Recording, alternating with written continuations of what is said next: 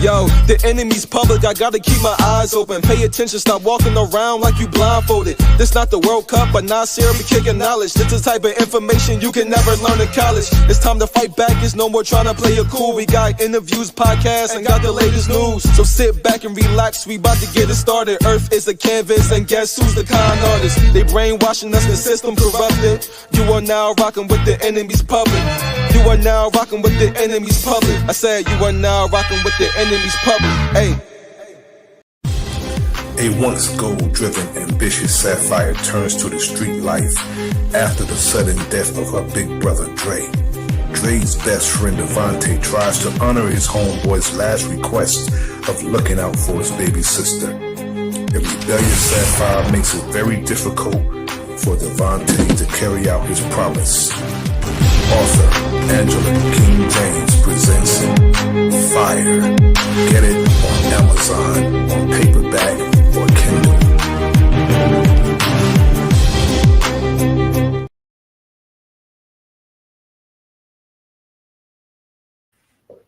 Peace. This is the enemy's public. I am Bro.Nasir. This stream is another episode of Corrupt to the Core. This evening I want to deal with the men and women who sit on a bench in robes and judge people. They don't render justice for the most part. They judge people they don't even know. And in reality, some of them belong in prison. A lot of them are in cahoots with the prison industrial complex. A lot of them are a part of the criminal justice system, and it's self-explanatory. The criminal justice system makes sure that all the criminals get the justice, and those who are, subjected to this system is the victims that become victims. We all know how many times men and women have fell a victim to this criminal justice system. Tried and convicted, spent many years in prison for a crime that they didn't commit. We've seen this several times.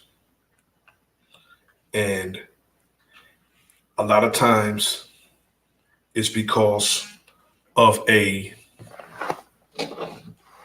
corrupt judge or a corrupt, what they call district attorney, or in the state of New Jersey, prosecutor. They try and convict people for crimes that they didn't commit. For example, we had in Somerset County, which is the neighboring county from Middlesex County, the county I live in the state of New Jersey. We have Nicholas Bissell, who was a prosecutor in Somerset County, who targeted people because of what they had. Targeted brothers who had money, didn't want to see brothers succeed, and he targeted Isaac Wright, who was the actually focal point on the series about a year or two ago called For Life. 50 Cent was the executive producer of the series, and he was introduced to Isaac Wright, who was a brother who was a record producer, club owner, businessman, owned several legitimate businesses, but he was targeted by then Somerset County prosecutor Nicholas Bissell. He was targeted and framed for drugs. He ended up getting life in prison. But the brother didn't spend his time in prison sitting on his hands. He learned the law, became an attorney, and he was a part of the Innocence Project, who was getting people's cases and convictions overturned. He could have gotten his conviction overturned a long time ago, but they wouldn't give him his discovery. That's the only reason why he didn't get his conviction overturned, because they wouldn't give him his discovery. And when he did get his discovery, he went back to court and he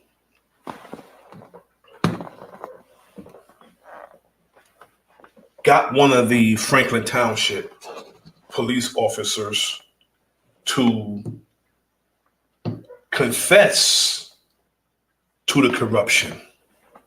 Peace to my brother Big Dog Philly OG, respected Doe Eyes. Peace to my brother Keith West. He actually got the Franklin Township police officer to confess to a lot of the corruption that was going on in Somerset County. He got him to confess, and that was the beginning of the end to a lot of them. Now, when the brother Isaac Wright got finished with all of those corrupt cops, prosecutors, and judges, a lot of them went to prison. And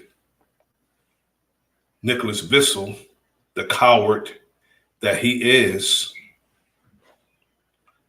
he couldn't take what he dished out. So what he did was he flew to Vegas. And when the police surrounded the hotel he was in, he did us all a favor. What was that? Committed suicide.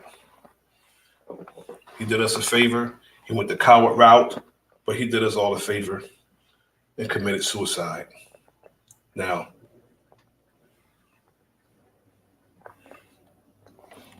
I'm going to go over some of the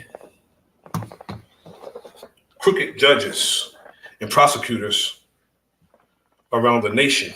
I'm going to show some video footage. Some of these judges actually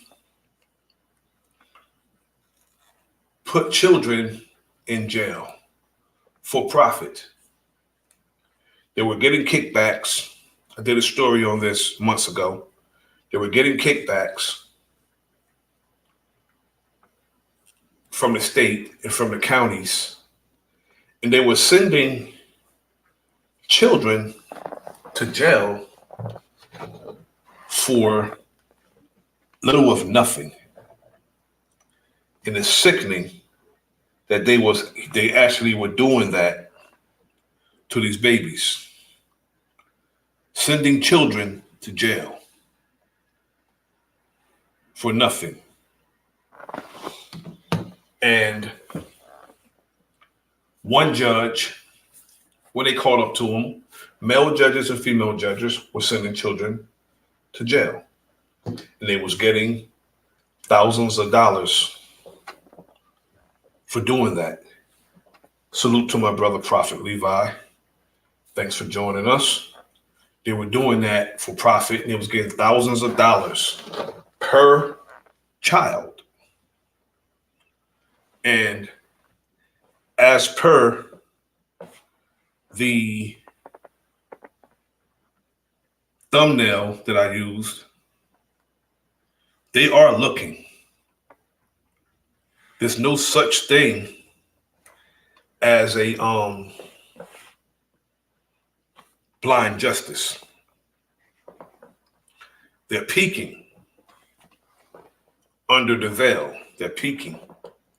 And they're seeing if you're a certain ethnicity in deciding whether or not they're going to give you any kind of justice. And I'm not understanding why these men and women who sit on a bench with their chest out, self-righteous, judging people, they don't even know. When their demeanors, attitudes, and lifestyle is a lot more heinous than those who sit before them to get sentenced to a prison time or jail time.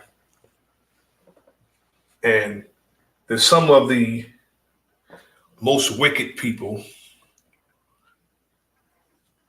on earth. And what's crazy about it, when they walk into a courtroom, people stand for them.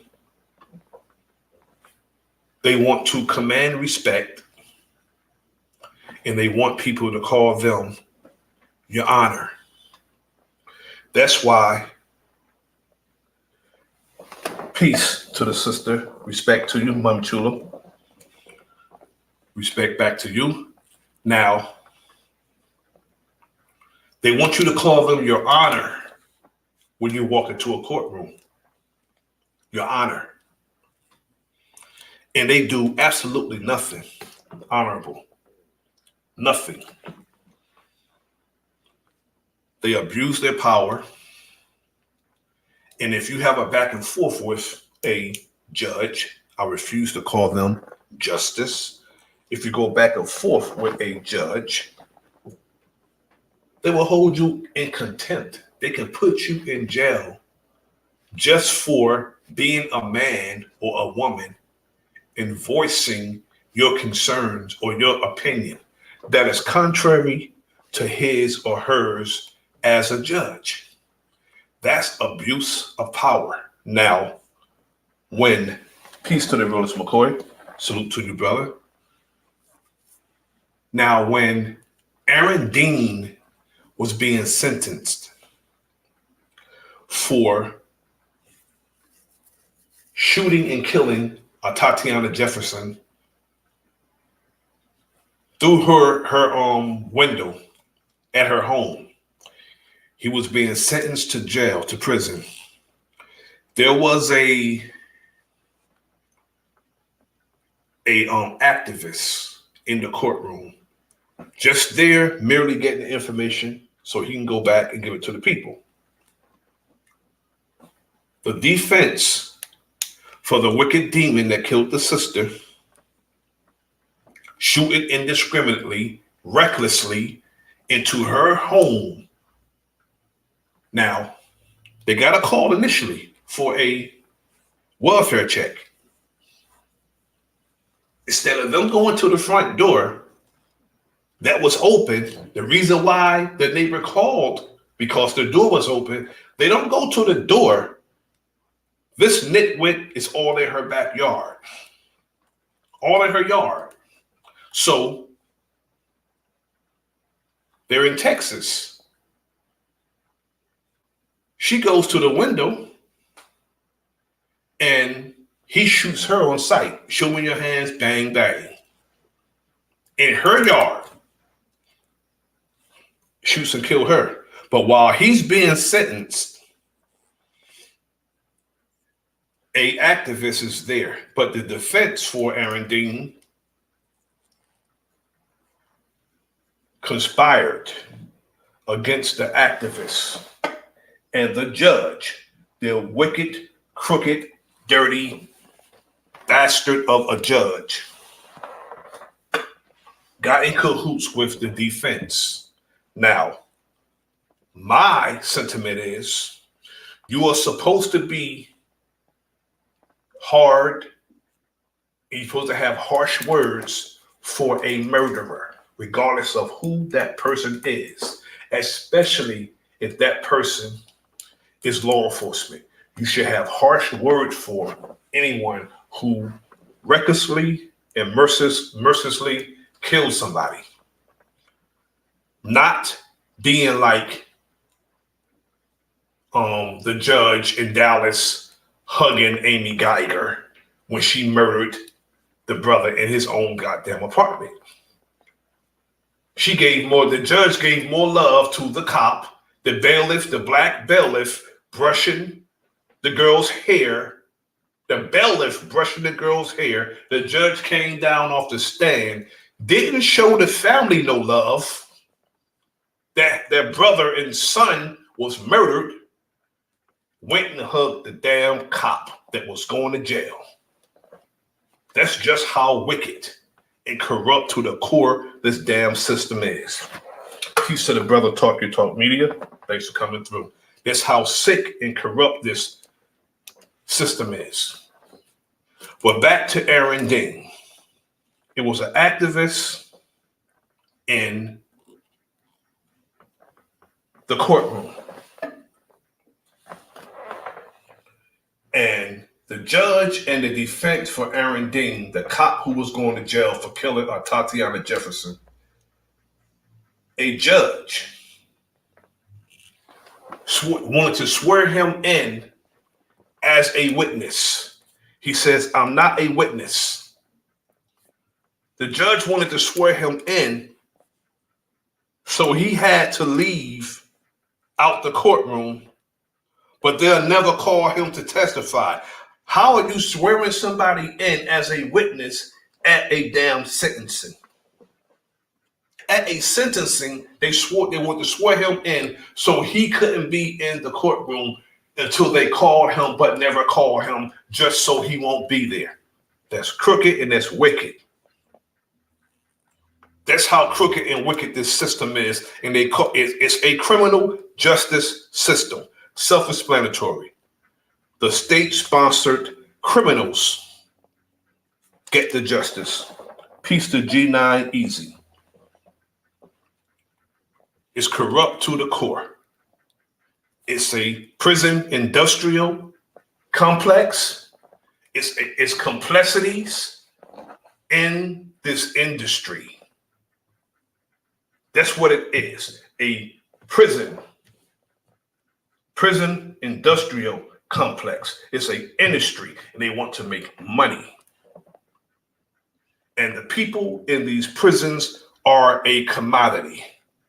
And states get, state of New Jersey, $40,000 per prisoner, and everybody that works for the prison is under contract. From the people who serve the food to the officer to the nurse, everybody's under contract. And we have pompous, arrogant judges who should be in prison themselves. When I used to watch the judge shows, you would see old wrinkled up ass Judge Judy calling people stupid calling people stupid, and the other judge, or I think it was People's Court, she used to call people stupid, calling people stupid to their face, and then they expected people to respect them after that. And when people blow up at them, they want to exercise some perceived power. Just like Judge Mathis. He will call somebody a crackhead in a second. You look like you're high now. He didn't get the right person in front of him. He didn't get the right man in front of him with his foolishness, calling somebody a damn crackhead. You don't know that man's story. You don't know what that man or woman went through. And you don't know this person personally to call them out their name like that, because you sit on a bench with your chest poked out, all chest out, all because you have some perceived power that's making you drunk. And if somebody be a man in front of you, you can't take that. They can't take someone standing up being a man in front of them and flaring up and giving them what they dishing out. They can't take it. So they'll hold that person in contempt when you're supposed to be the example of the courtroom, and you are the one who's really in contempt. See, the system is so contrary, totally contrary.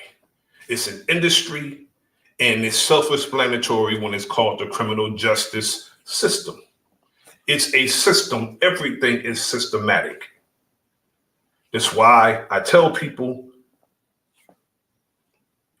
we should divorce the system, get out of doing everything habitually and systematic in this so-called nation we have. This really a corporation that we're in.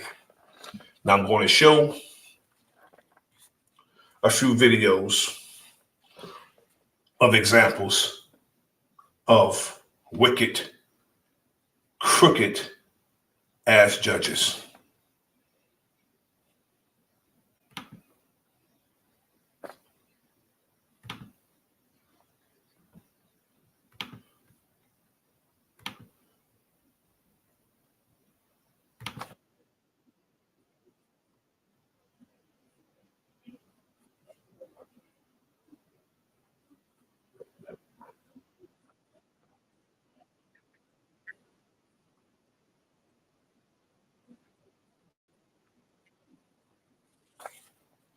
Hi, David. That apology came in about 30 minutes ago, and this is what led to the apology from the district justice in the court behind me. George Justice, aka Bounty Hunter, posted on Facebook the video you're about to see. Sources tell us George Justice is well known to police in Forest Hills and apparently had been asked to leave the Court of Magistrate George Caulfield several times. Forest Hills police officer Heck is heard asking Caulfield what he should do about George Justice. The officer is wearing his body camera. I want to see how you want to perceive this event in the future.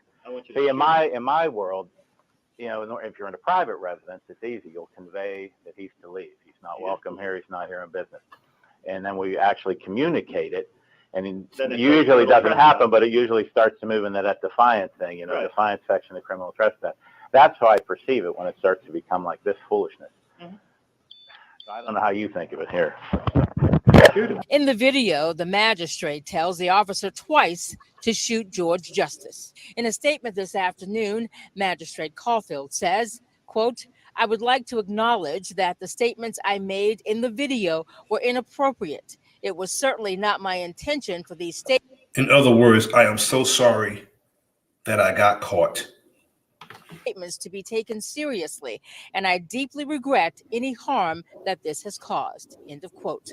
I'm told Justice was able to gain access to the officer's body cam video through the district attorney's office. Now, although the district offices are they're overseen by the Allegheny County courts, but the courts do not discipline any of the magistrates. That is done by the Judiciary Disciplinary Board.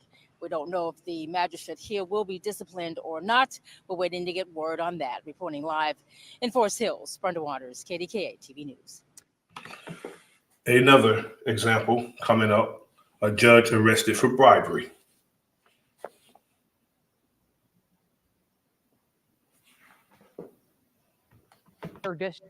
Judge Rudy Delgado. 2 FBI raids led to the arrest of Judge Delgado, who spent the weekend behind bars. The judge was released just a few hours ago, and our cameras were rolling as he left the federal court this afternoon. CBS 4's Jelani Martinez is live in McAllen to pick up our continuing coverage. Jelani. Nicole, 93rd State District Court Judge Rodolfo Rudy Delgado has been released on a $100,000 bond after he was arrested on Friday on bribery charges. According to the criminal complaint, the investigation by the FBI against Delgado began in November 2016. The complaint states that Delgado allegedly accepted bribes in exchange for favorable judicial consideration on cases pending in his courtroom.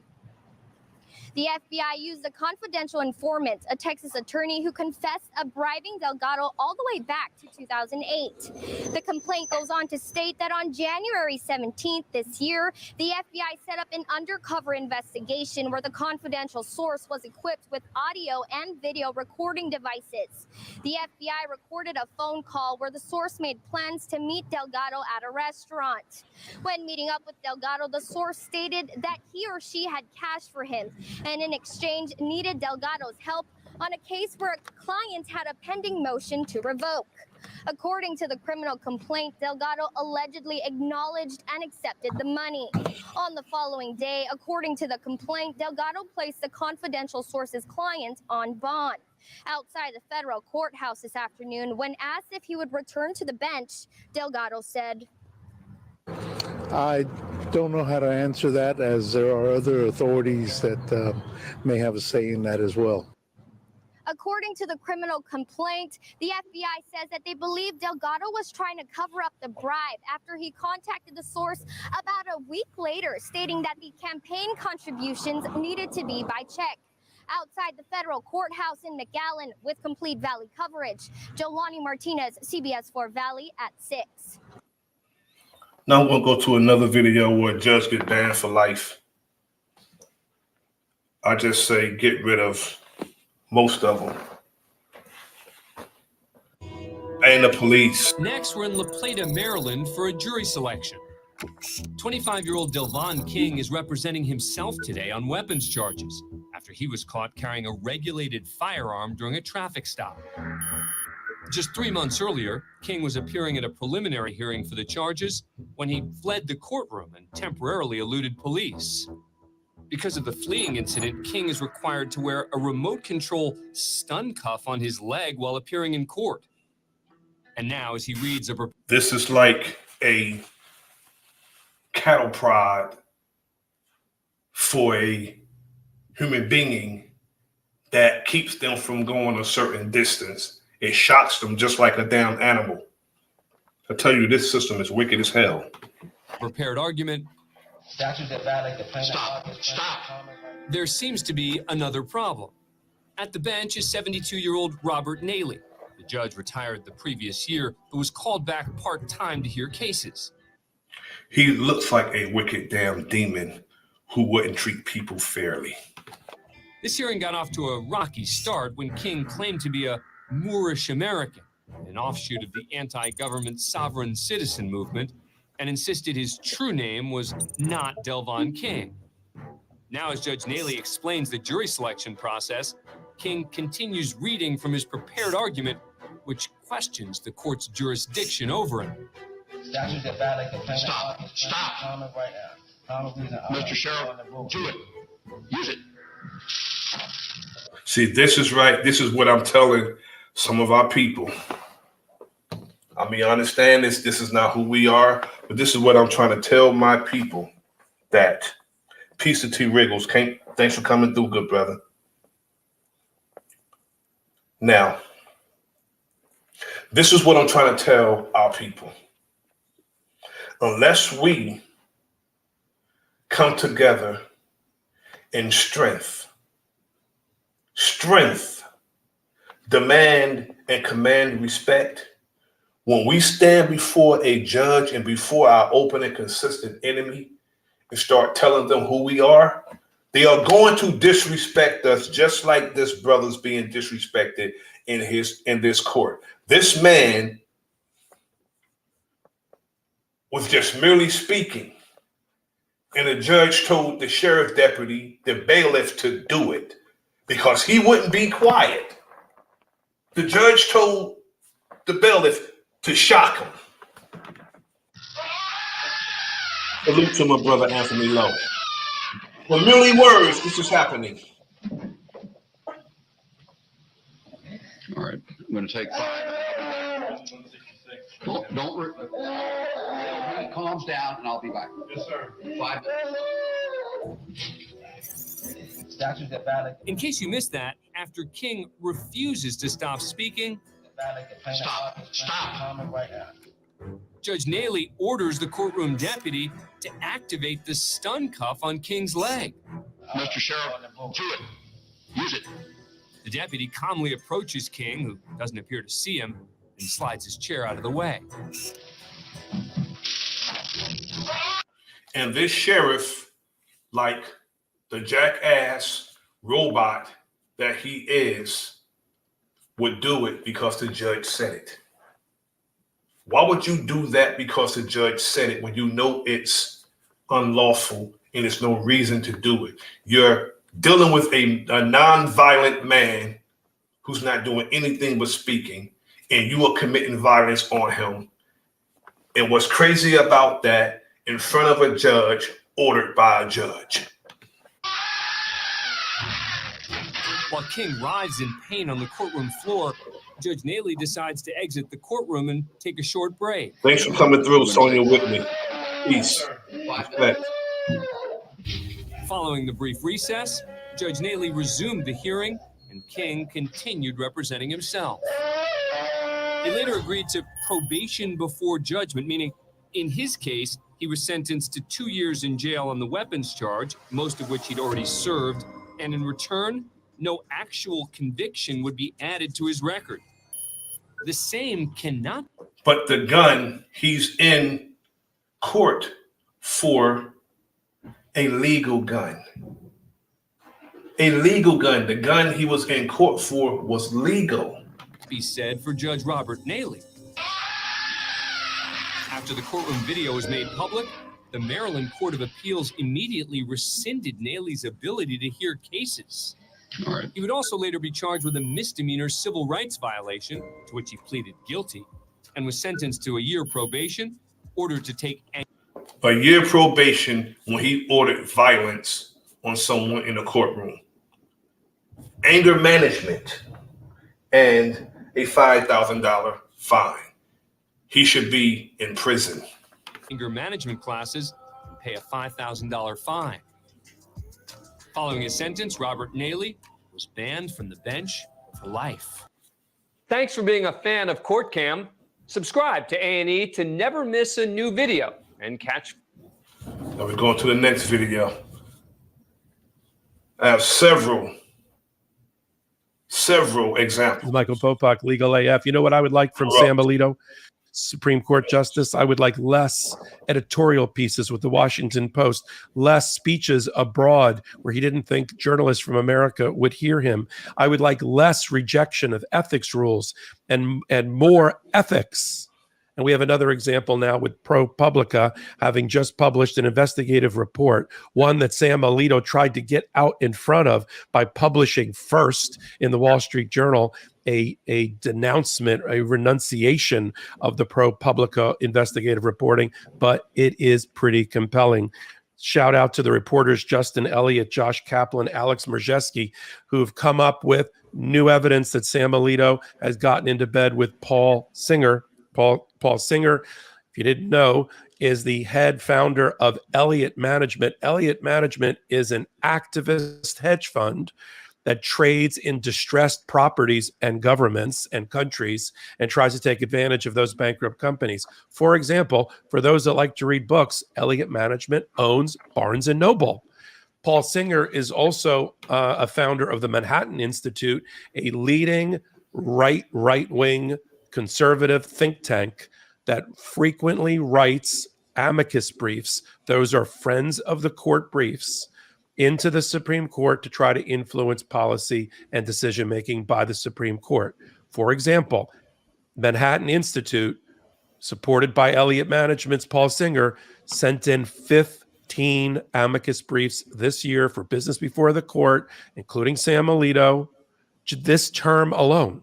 Multiply that by all the other terms. So what's the problem? The problem is that at least in 2008, Sam Alito took a several $100,000 fishing boondoggle trip to Alaska, paid for by Paul Singer. Paul Singer, who regularly, his company, Elliott Management, owning dozens and dozens and dozens of companies, including Barnes and Noble, is regularly before the court, the Supreme Court, for business. And yet he's hobnobbing, rubbing elbows with Supreme Court justices like Sam Alito. Look, Brother T. Riggles, I want to hear about your case, brother. If you want, hit the link and come up.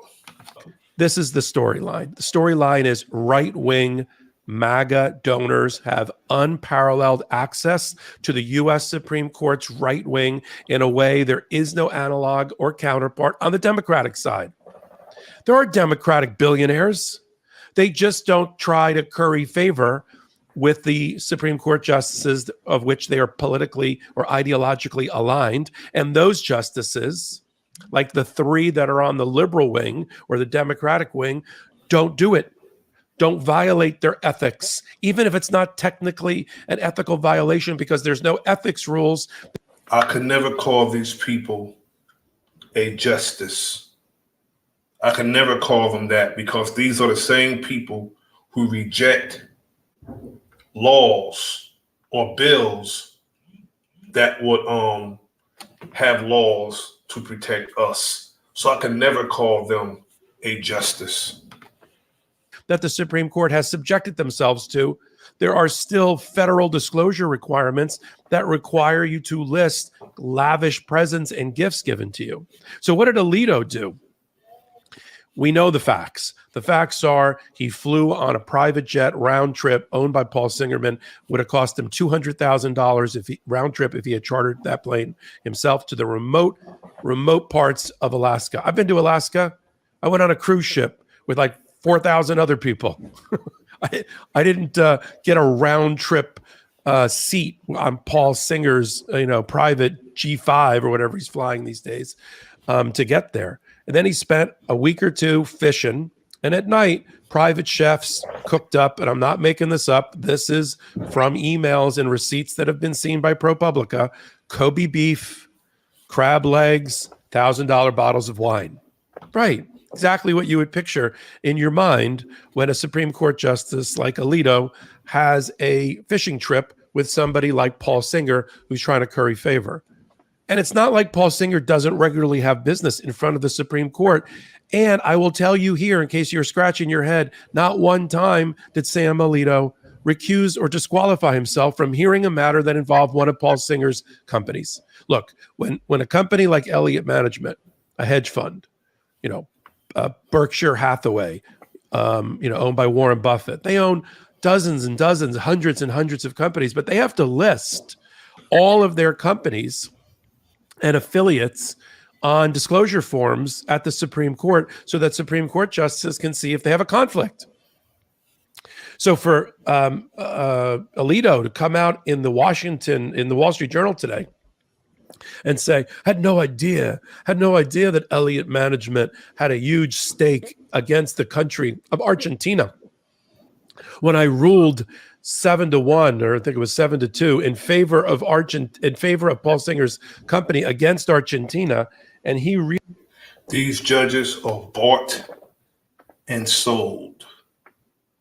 It's all about money. That's why they live lavish.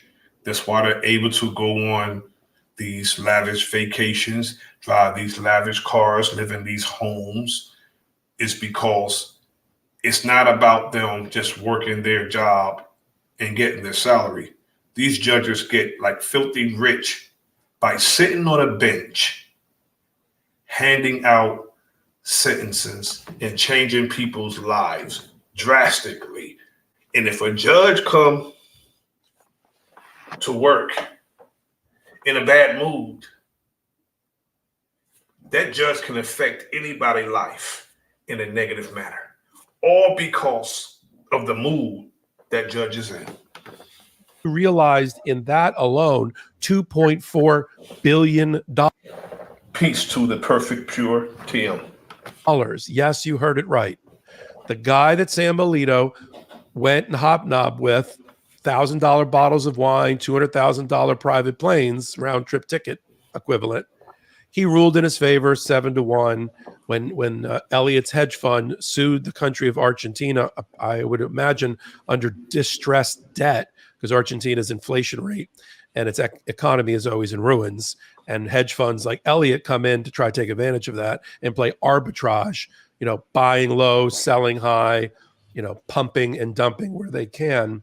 In that case, going to move on to the next video and ask the question, how corrupt is America's jurisprudence? A recent Watchdog report estimated that almost half of all Americans think the U.S. justice system is corrupt.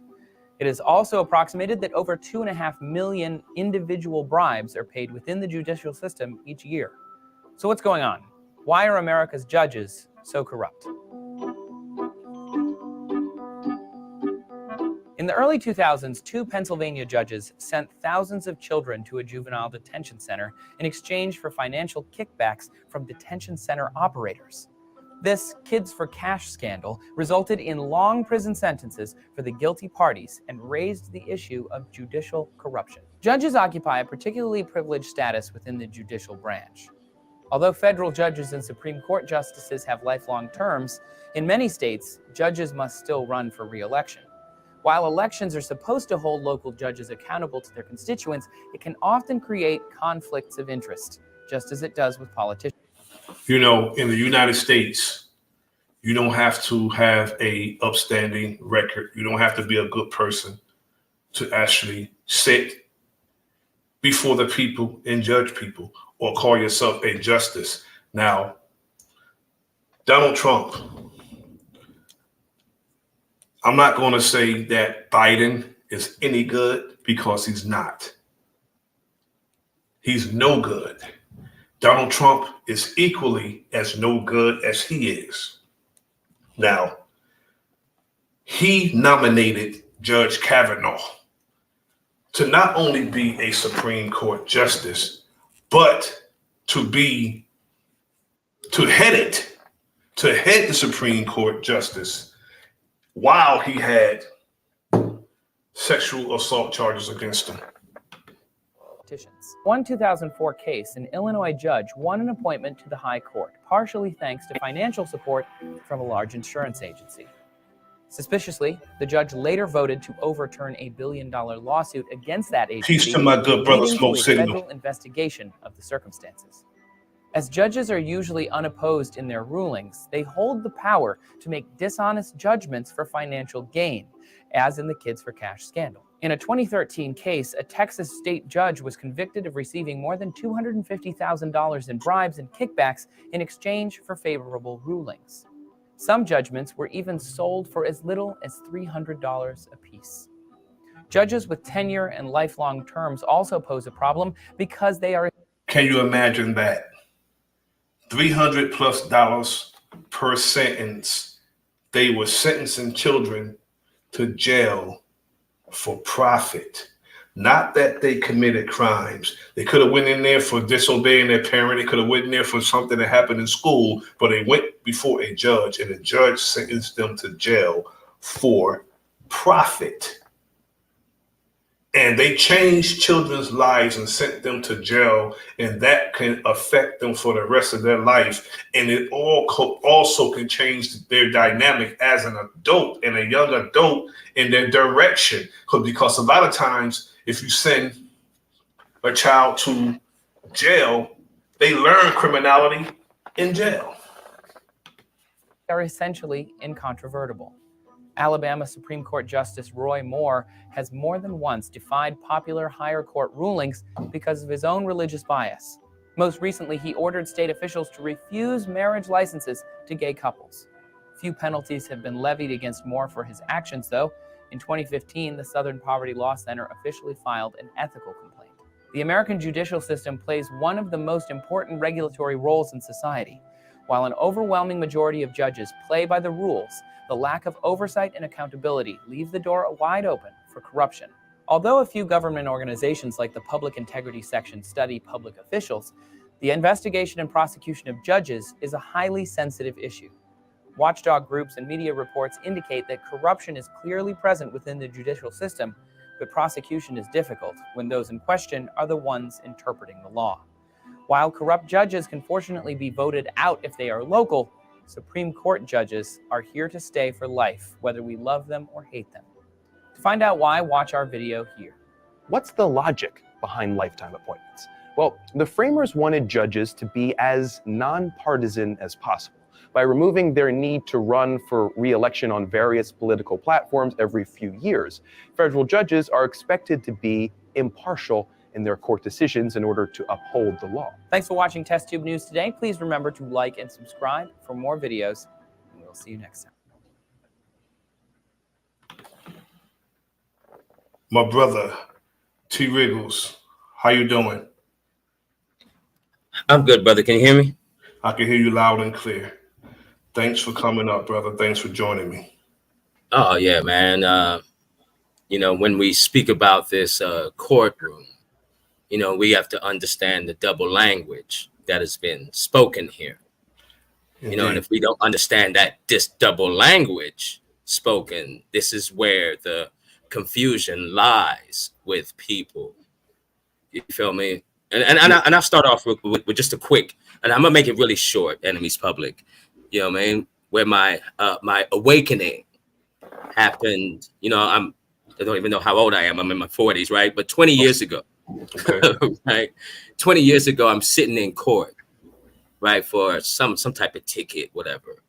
And I was sitting there, you know, I'm in Cali. So I'm sitting there and I'm looking at the sign that says criminal justice system, right? And then I see the lady in the middle. And then I see the scale and it was tilted. And then a wave of energy hit me. And I said, oh, shit. Yes, sir. That's right. The scales are tilted.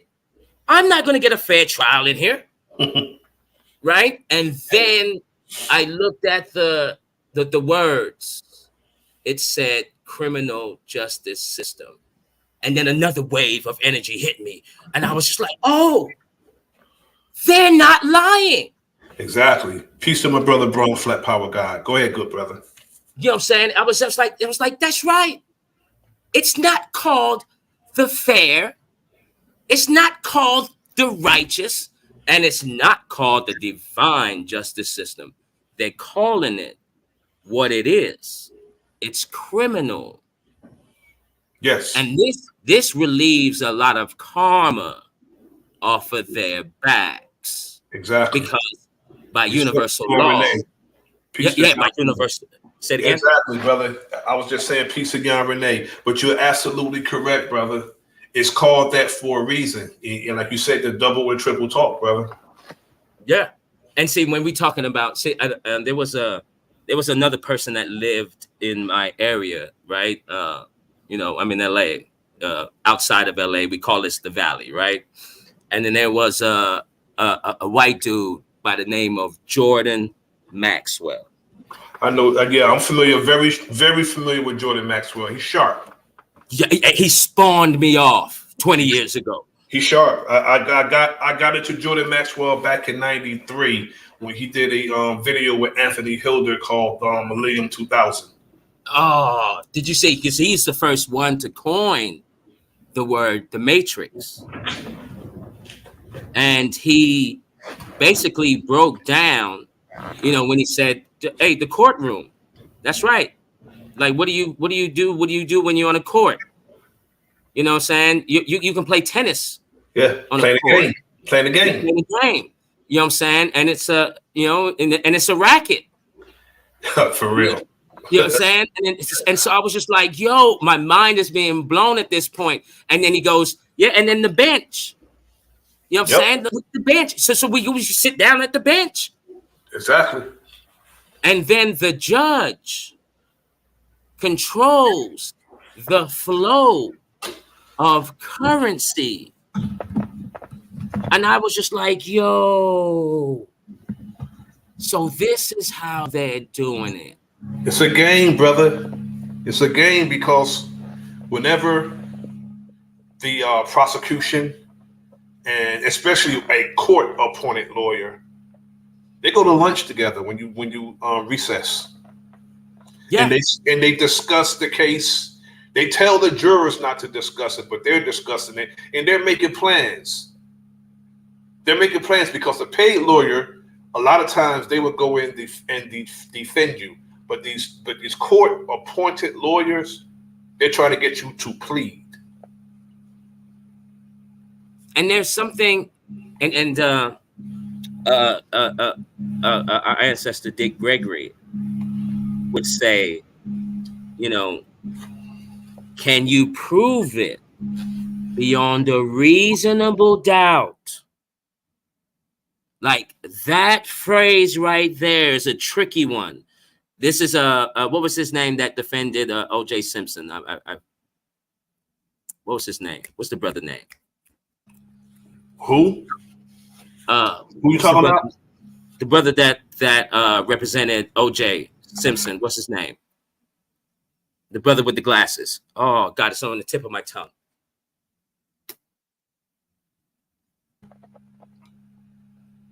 Johnny Cochran. There you go.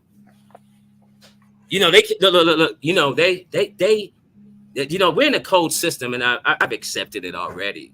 You feel me? When when he got OJ off beyond a reasonable doubt, he's that type of lawyer. Like you got to really prove everything. Oh, yeah, definitely. Right. And this is why they took him out. That not only did they threaten him, they killed his, son, and then later on killed him. And see, this is when I was saying the other day, all of these battles we've been losing, like this is what we are learning from that. This is the game we're in.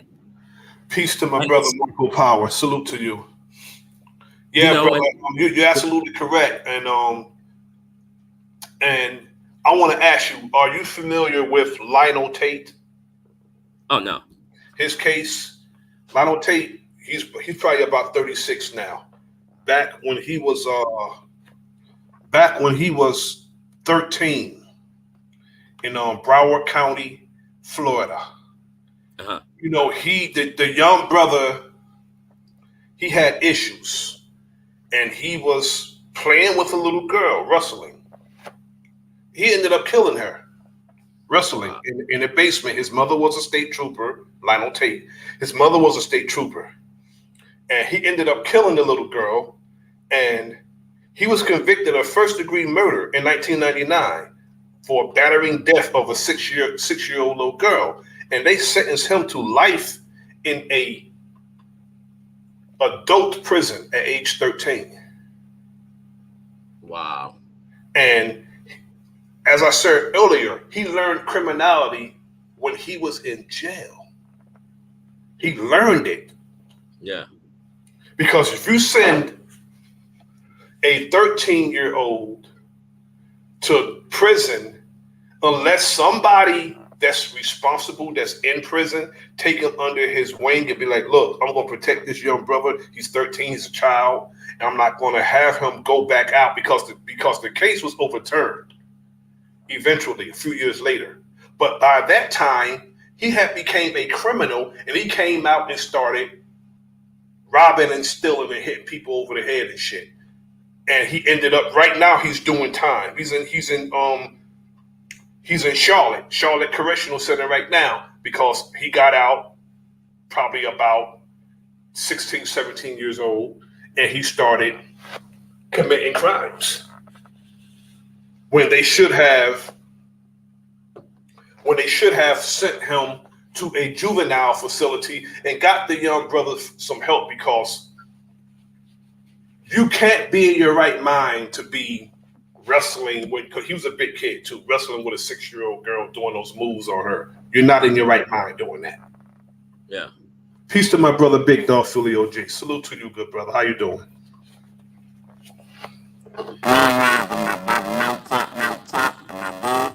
Your mic is sounding ET-ish, brother. You sound like you want to phone home, brother.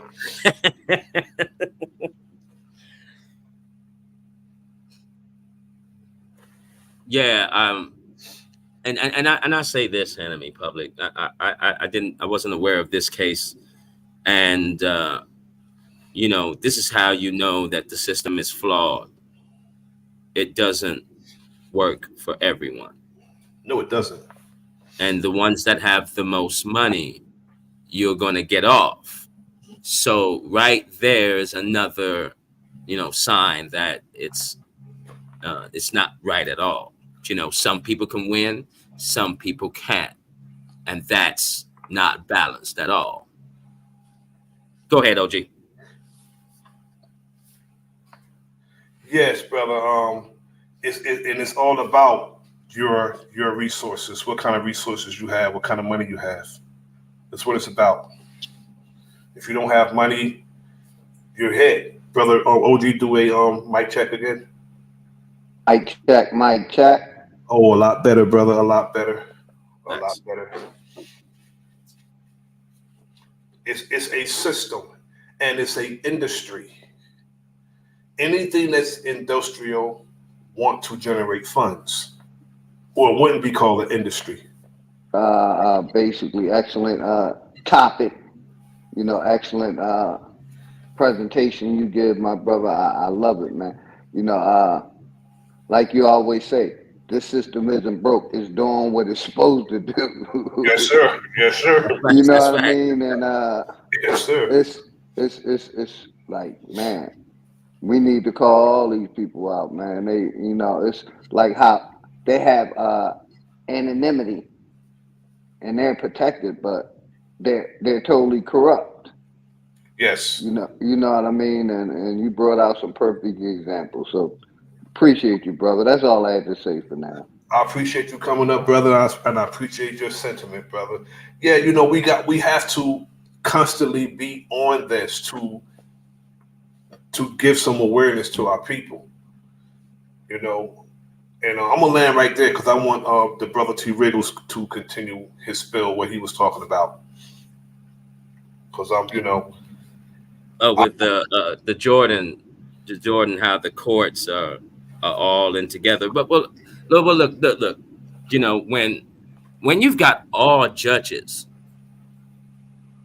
right, and I mean all of them. Now there might be some that slip through the cracks, right? But when all judges are Freemasons, yo. Yes. Now, see, there's the problem. You know, if we had legit, bona fide, you know, like I was saying before, like if you love the law, you know, and your purpose was here, you know, to love the law, know the law, and then you work your way up and then become a judge. Do you know what I'm saying? Then you'll have, it would be better. But it's not like that, and it never has been like that. You know, and this is where we're saying that, oh yeah, it's already designed. You know what I mean? Because the judge's responsibility, and let's not forget, you know, Jordan Maxwell said this also. What color is this judge wearing?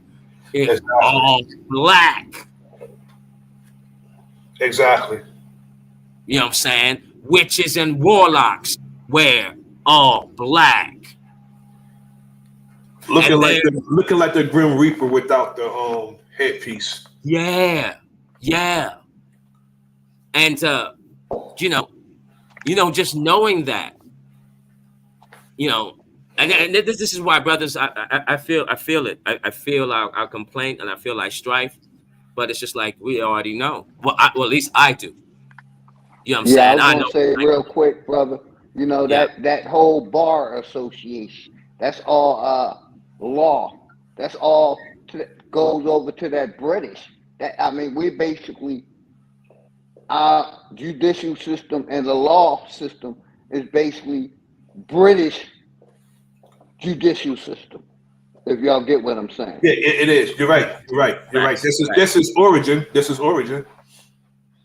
Yes, Yes, sir. That's all I was saying. indeed. And that's triple double facts. You know, and that's the thing too that you know, we should know this also. You know, that Revolutionary War, British never relinquished power.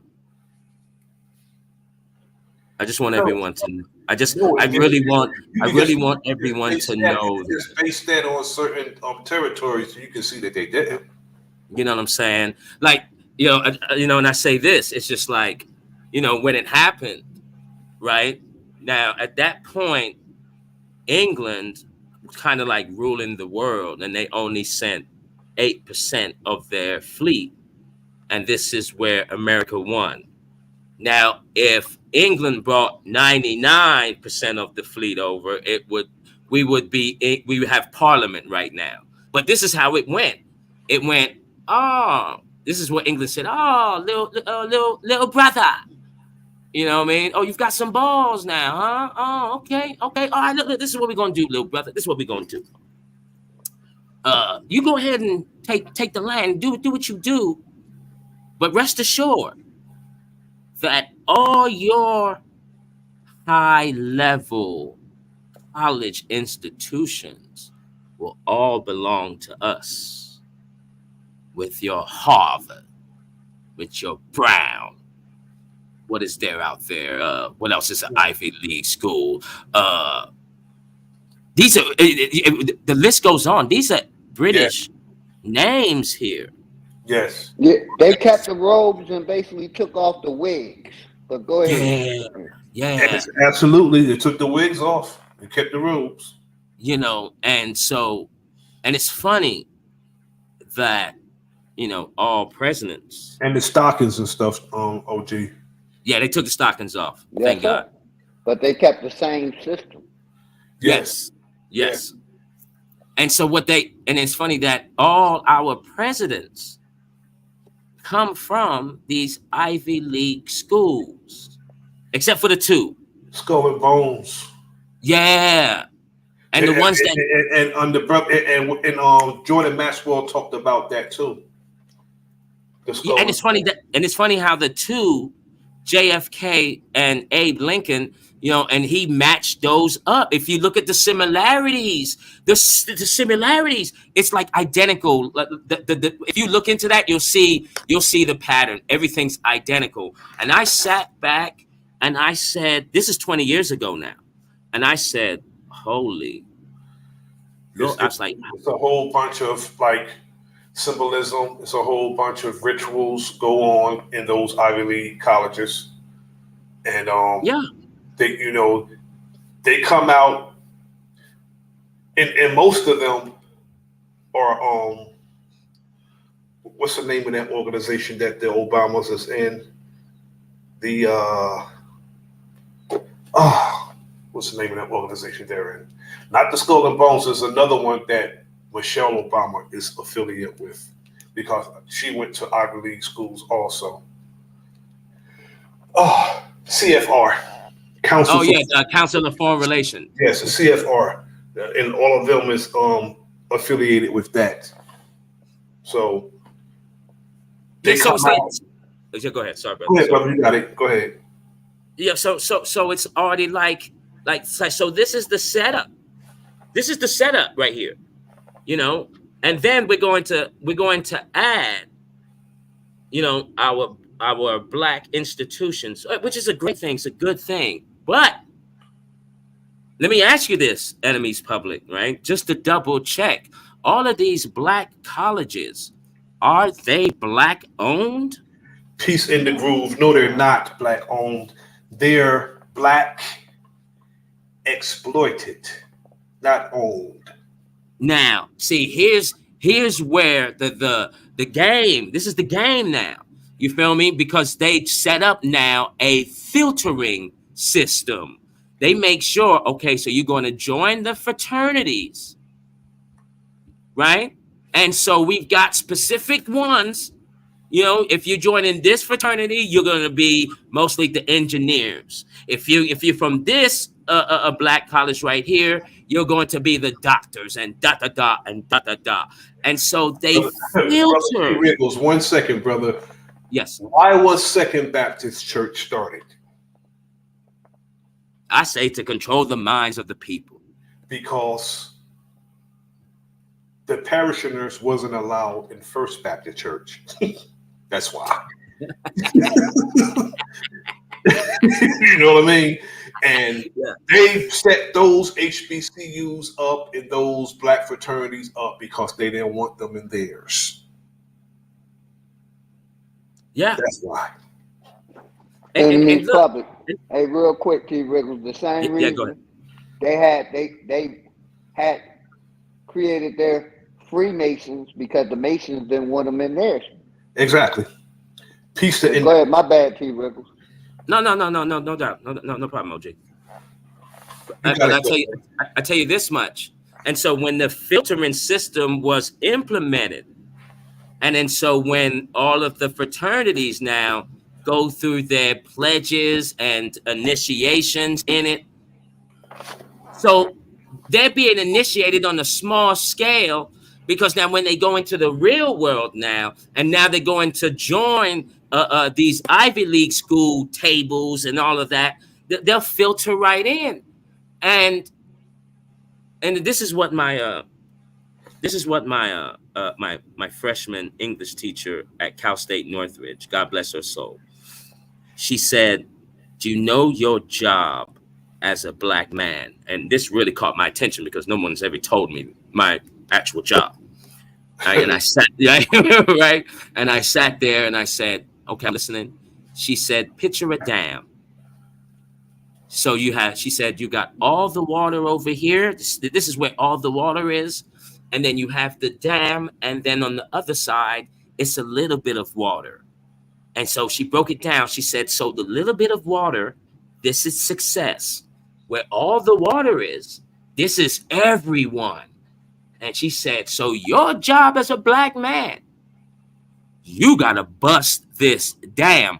And I swear to you, enemies public, I swear to you, you know, I got Jamaican blood running through my veins too.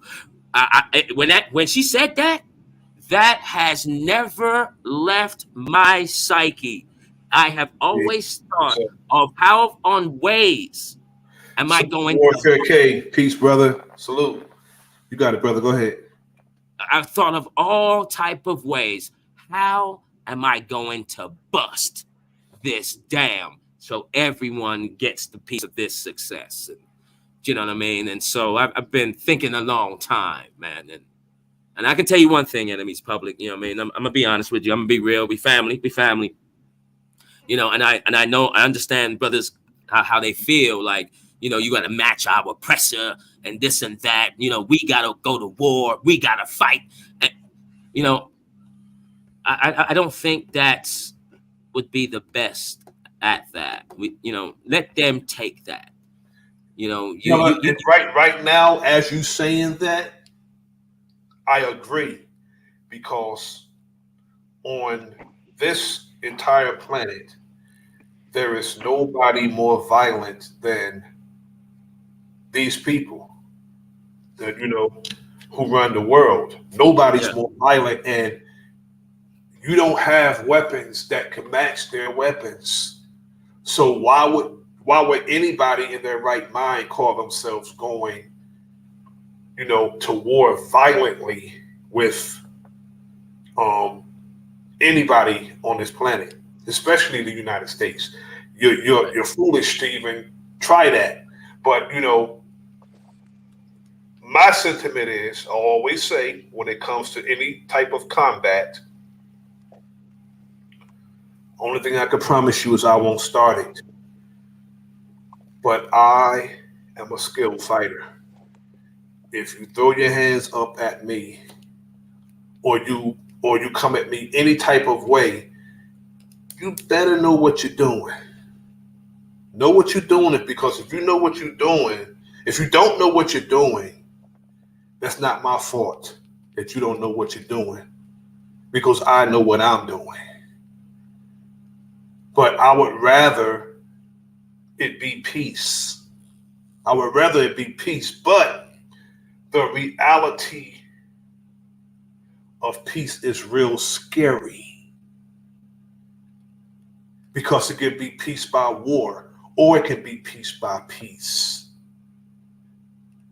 See, when we talk about peace, and it says, or it is also, it depends on your perception of peace and what you consider peace, because it's the absence of anxiety, okay?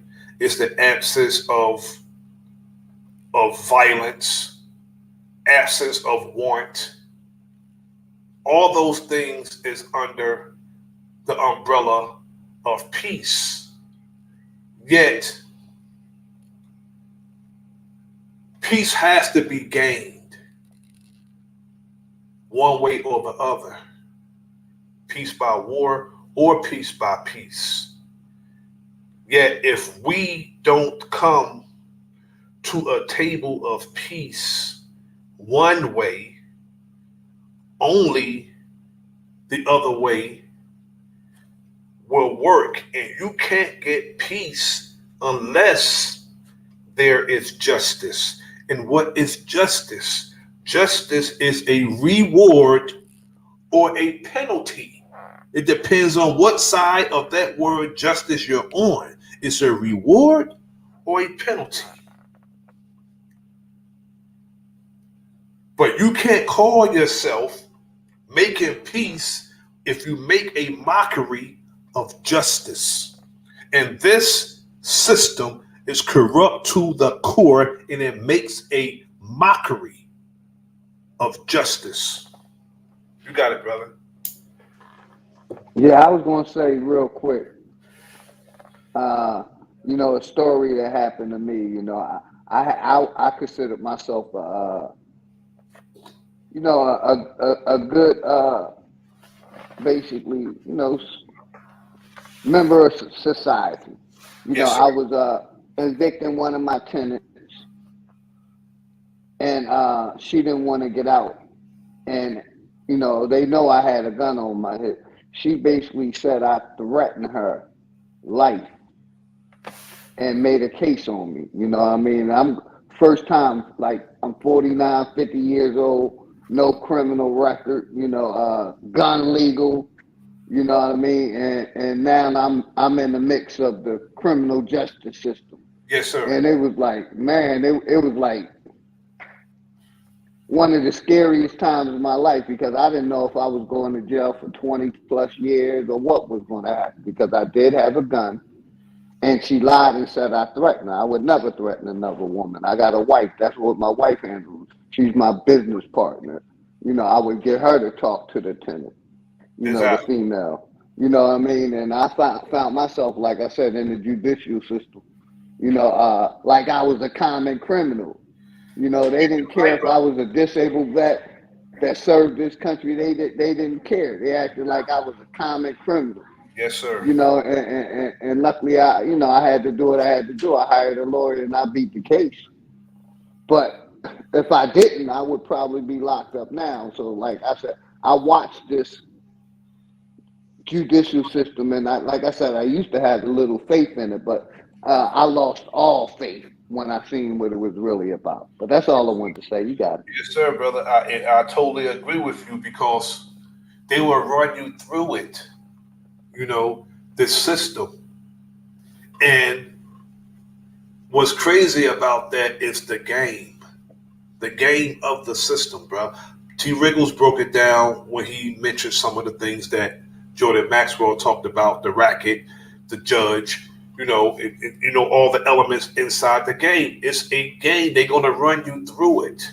That's why it's called a system. They're gonna do it systematically. And if we don't know how to fight when it comes to this system, it will devour you. It will be the scariest time of your life. And what's crazy about that, when you take people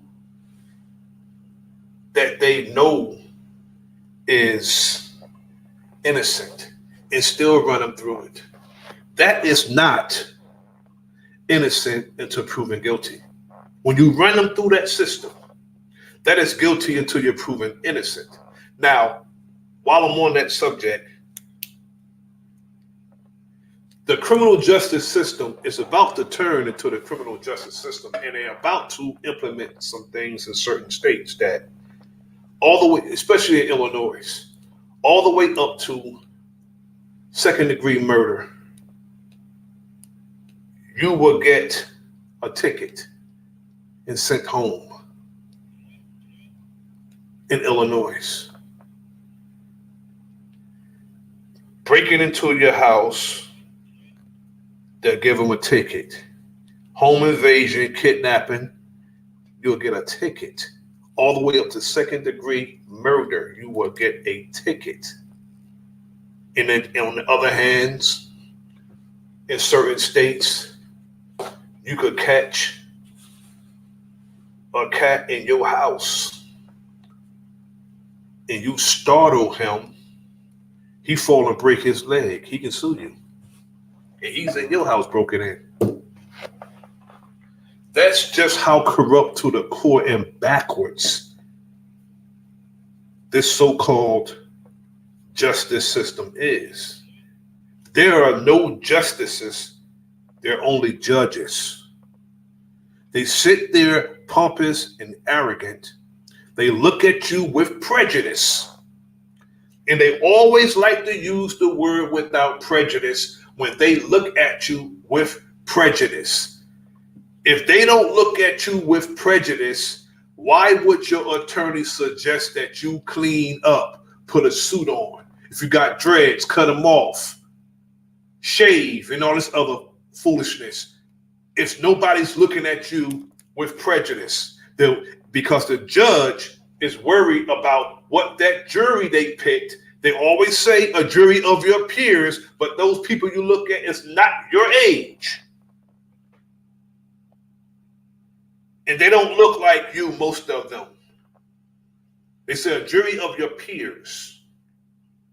And some of them are 20 and 25 years older than you. That's not your peer, it's your parents' peer.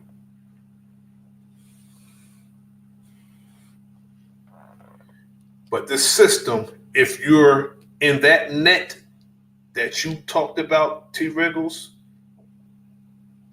it takes you seconds to get in 10, 15 years of damn trouble if you're not careful in the wilderness of North America. You got it, brother T. Wriggles. Yeah, see, and this is one thing that I don't get, how the law is different in every single state. Yes, sir. That makes no sense to me. It doesn't. In California, they just passed a law that, and I think this is the control of the minds that they have of people. They made a law, I guess, in California saying that, oh, if you steal anything under $900, well, yeah, nothing's going to really happen to you. Don't go to jail. Like, huh? Like, why would you make a law like that? So you just won't. Hey, T. Wriggles, it's like every state is its own country. Go ahead, brother. Yeah, that's the truth. Yeah, And every state is its own country and control their law. Go ahead, brother. I'm sorry. But that honestly is completely 1000% wrong. Here's another law in California, right? Because that this is just insane what I'm about to say. So, the laws for, if anyone has sex with a minor, I guess here is 8. No, wait. In some parts it's 16, some parts it's 18. In California, check this out. If a guardian or a parent give consent It doesn't matter what the age is. I said this is very sick. But brother, you know what? This whole entire corporation is about to implement some things that's total detriment to all of family, brother, concerning children. Things that they're about to implement. They're about to put in place concerning children is outright sickening. Outright sickening.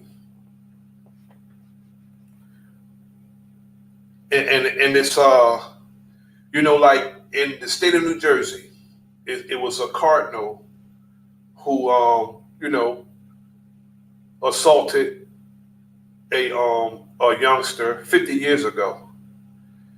And because he's old and decrepit, they say he's unfit to stand trial. Don't put him through trial then. Just sentence him. But to let him go scot-free, I just don't believe in that. If he did something to a child, I don't care how old and decrepit he is, if he did that and they can prove he did it, he said he can't stand trial. And enemies public, the same thing in Georgia. I just seen the story of somebody, same thing, 40, 50 years ago. They letting them go, man. Preacher. Go ahead, brother. But 40, 50 years ago, they locked Bill Cosby ass up, though. So why, you know what I'm saying? Why is he being let go scot-free? Because he's old and decrepit, but they take the brother Bill Cosby and lock him up until, the loophole was discovered and they found out that the brother didn't get a fair trial and fair shake of, nothing was done fair to him in the damn courtroom. And they had to let him go. But brother, it's not. See, I'm discussing these things, but it doesn't surprise me when it comes to this corrupt system. It doesn't surprise me. Well, facts. I've already adjusted to it. You know what I'm saying? It's far from balanced. You feel me? And it's just really sickening, yo. Like when they just passed. Okay, I feel so bad for the youth, and the reason why I feel so bad for the youth is that I found out in the state of New York, if your name was James, and now later on you want to be called Jane, and you was born in New York, you can go to New York and get your birth certificate changed from a male to a female, and no one would ever know. And I was just like, oh my God. That, to me, that really undermines. That undermines the gender reveal that parents have when they have a child. If later on the child would just say, look, that's not what I am. But I want to get off that subject because people are petty, Brother T. Riggles. Sorry, my bad. That's my fault. My fault. You know what I'm saying? That's yeah. People are petty. But the system, the way it's working, is the way it was designed. And it can't be fixed. It must be destroyed. And if it's not going to be destroyed, it has to suffer lack of participation. And I really think that will destroy it, lack of participation. Because not only our folks is disgruntled with this system, I believe everybody is disgruntled with this system. So I see it like this. once everybody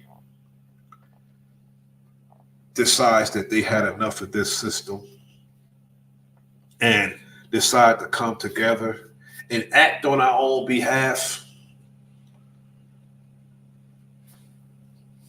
the system will fall. You know, and a mindset has to be killed. And it's painful, obviously, that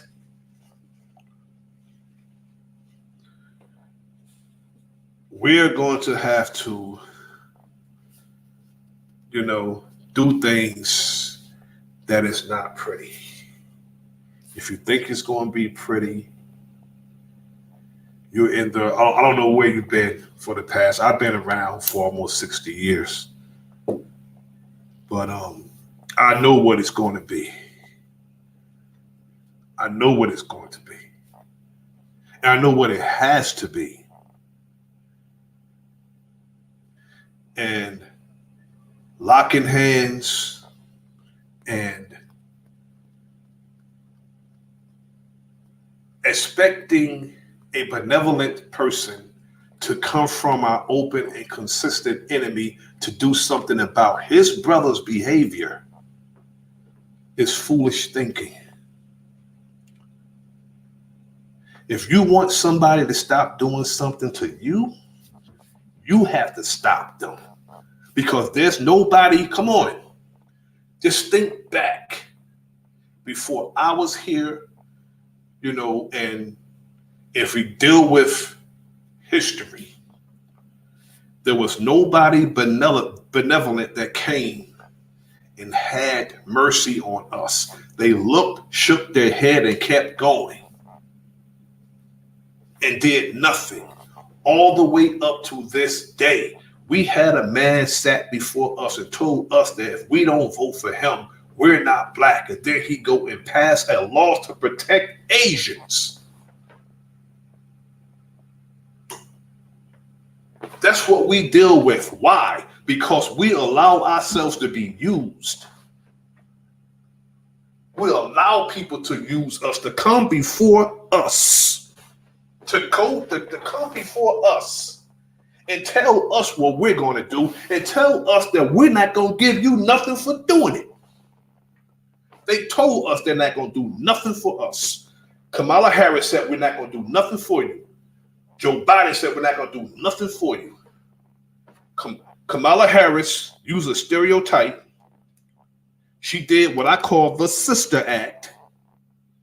Went among our women, pretending like she's a sister. The Sister Act. And to some, the ignorant among us, that was enough to get a vote for her. Same thing Obama did, played the brother. Obama did too. Ahead, Obama played the brother act. Much respect, brother. He played the brother act. You got to stop letting people come before us and just straight up lying to us without calling it out. When they come to us for office, tell them to go straight to hell, get the hell up out my community. Where was you at when we needed this or needed that? You want an office now, so you're coming to us. And not only that, we need to learn how to lobby as a people. Just like they got political parties, we're the only one that don't make people promise us shit. Everybody else make people promise them shit for their votes. We're the only one who don't do that. They'll come before us and we'll rally behind them like the damn savior. And none of them have ever done anything for us and our people. None of them. Including Obama. Look what happened. Look what so much happened on Obama's watch. So what he came and said, if he had a son, it'll look like Trayvon Martin. So what? I don't deal with branch knowledge. That's branch knowledge. A branch is obvious. You can look at a tree and see the branch. I deal with the root, where that damn branch is coming from. Our people need to stop allowing people to take advantage of us and stop letting those who they think influence us take advantage of us. Because they'll send somebody who they think influence us, influence them. They got us through them. That has to stop. Next year, they're going to be in our community full-fledged, trying to get us to go to the polls. They got desperate last election. Desperate. And they used some of the buffoonish Negroes who they thought influenced us. And they got mad at us because some of us was like, no. But what we need to do, all of us, is just leave the United States and their politics alone. It never benefited us. To do something constantly and it's the same thing and expect a different result makes us totally insane as a damn people. Makes us insane as a people because we've been doing it how long and what have we gotten? Zero. Somebody say Healthcare Act. Somebody say Healthcare Act in my face. They're gonna need some damn healthcare.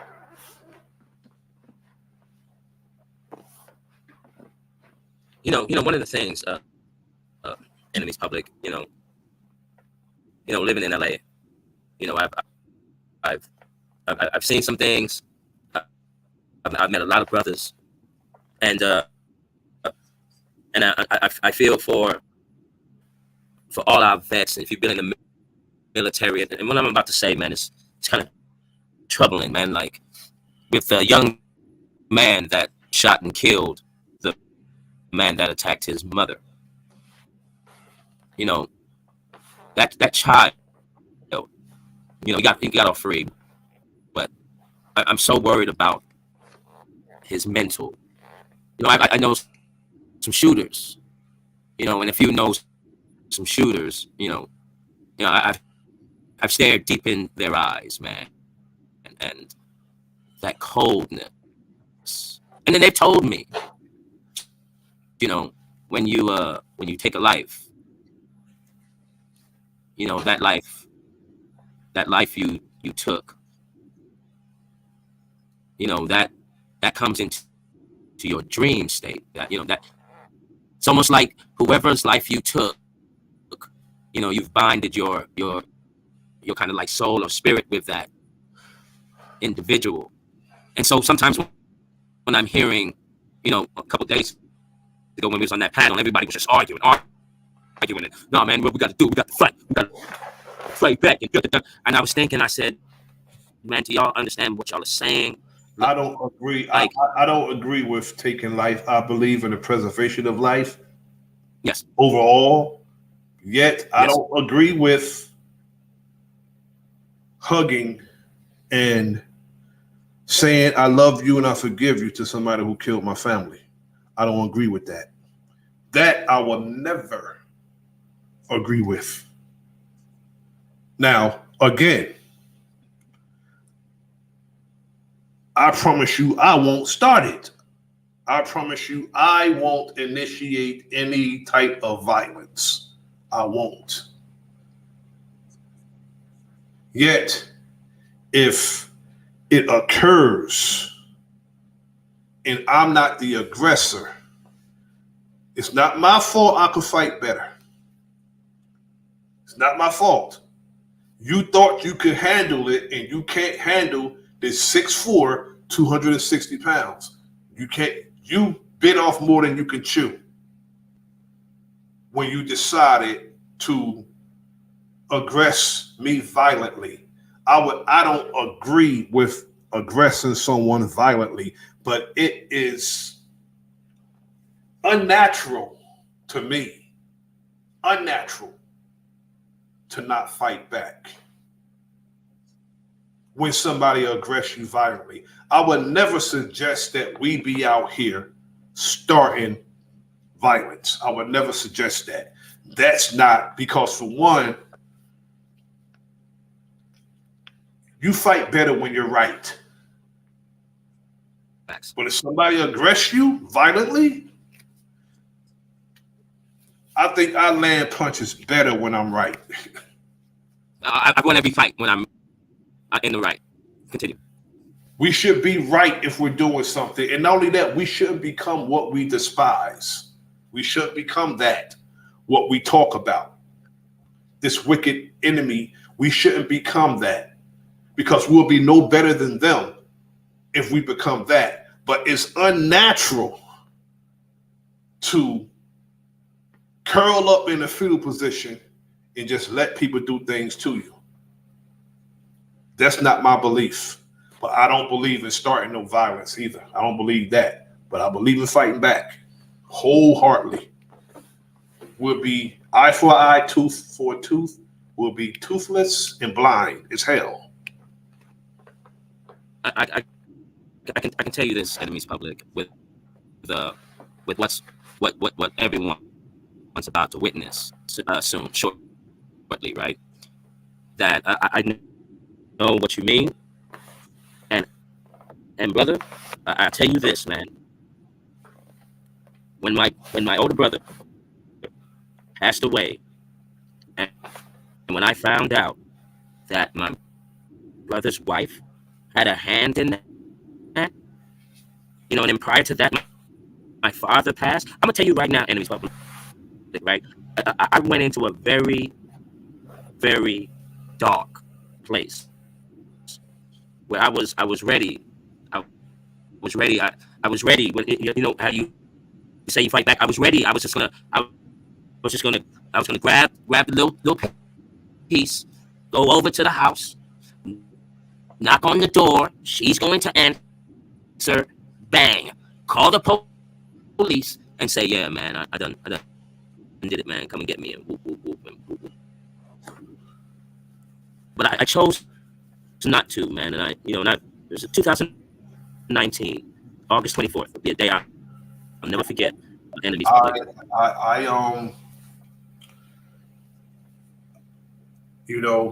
offer my condolences to what happened, and I hope you continue to get through it. And I hope things work out and things happen good for you. Sincerely. I really do. It will. I really do. And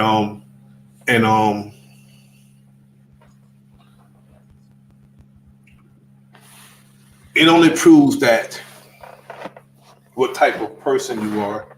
You're a person that don't. I mean, and you watch your steps. I can say that. You don't just walk and wander aimlessly. I can see you watch where you're going, and you watch what you're doing, which is a good thing. That's a good thing, brother. I have absolutely no criticism for what you just told me, brother. None. And I'm gonna tell you like this. I tell you like this, enemies public. With the Peace to the brother Warfare K. Thanks for coming up. With that idea I had, what I'm saying? I'm a football player, and everybody's got we know the street codes and all that. And when I thought about that, and I said, nah, that would be too easy. Nah. And so I went dark for a minute. You know what I mean? Went into depression. I was ready to even, I was waiting for someone to go ahead and take my life, because that was very hard. That was a massive blow. You understand what I'm saying? And so, 4 years later, I had one of these virtues that I've mastered, and it was patience. Patience. I got some facts together, and shortly, everyone's about to hear exactly what have been so patient. I've been so calm. You know, I've learned even more through the darkness, and you know, I've come out such a new. And this is why you will always hear me when I'm saying like you know, violence. It's that's too easy. I don't, you know, like I said, bro, I'm not one to rush into that, brother. I'm just gonna tell you because yeah, I know. I'm not one to rush into that yet. You know, if it would be necessary only if I'm aggressed that way. Right. You would never have to worry about me doing anything to. When I say brother, or if I say peace, I really mean it. Until somebody break that peace and aggress me that way, it won't be nothing if somebody don't start it. It won't be nothing because for one, if I get tired of your mouth, I can walk away from you. I can do that. I know how to do that because I have self control. If you don't want to be controlled by someone, meaning being a part of this corrupt criminal justice system, control yourself. Have self-control, then nobody will have to control you while you giving you 2-3 hots in the cot, telling you when to get up, when to shower. No, have self-control. You don't have to worry about nobody controlling you. Facts. And the reason why I'm saying this because you know when we was on that the OG's panel and brothers was saying, I was hearing brothers say, "Nah, man, we got to fight. We got to take it back." Excuse me. We got to take it back. No, they did that. We gonna do that. Da, da, da, da, da. And I'm sitting there and I'm listening. You know, I'm not. You know, I'm thinking of all of us. You know, and brothers, that is not the way. You know, we all got to be smarter than the basic. You feel me? Yeah, I want to welcome. I was going to welcome the brother up, but he left. Brother, he came back. I want to welcome the brother Warfare K up. I want to welcome the brother Warfare K. How you doing, good brother? Thanks for coming up. Salute, Jay. Shout out to you, the enemy's public. This is my first time interacting with you, but I've been subscribed to you for a little while now. I'm checking you out, man. I like how you're giving it up, so I just want to come up, salute you, feel me, and show my support, man. It's a good build y'all got going on. Y'all was touching on some things a little earlier, but maybe they'll come back up. But I just want to support the build. The other day just get cut off. Seemed like you got a bad connection, so if you want to get back in, that's cool, man. But I'm just here to support you. I appreciate it, brother. I appreciate the support. You know, I just want to give some awareness to this, corrupt to the core system. And just, give our people the, awareness to it and try to get our people to stay out of it, find a way to stay out of it because it's so easy to get caught up in that web. And once they get you in that web, they don't want to let you go because you become a commodity of theirs. If you have anything to add to it, brother, you're welcome. When I see like revolutionaries. Well, I'm breaking up. Yeah, T-Rivers, your mic is we echoing from the enemy's public mic. So yeah, it's a couple things happening. What was that, brother? Yeah, we're getting an echo from your mic when we from speak. My mic? Yeah. Are you sure? Or do you have more than one thing open, brother? No, I'm just on my phone. Okay, all right.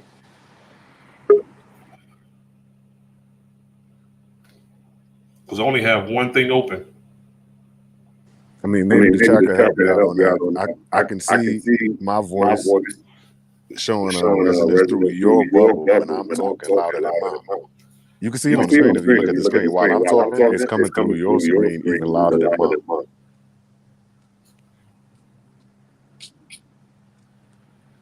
No worries, man. It happens.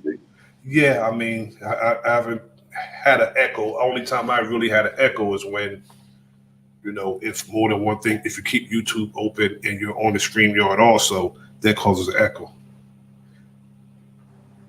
It may be me, Jay. I just want to salute you. So much love for all that's behind your story. Yes, sir, brother. I thank you for coming up. How do I say that? Can you say something else? Yeah. Better. Yeah. Somebody want to talk to you. Say something else, brother.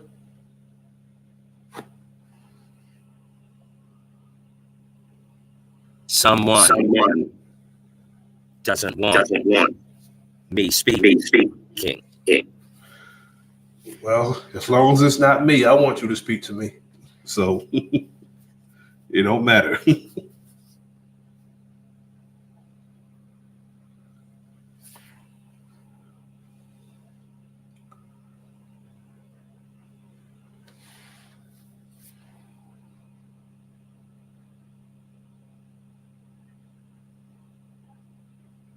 I'm going to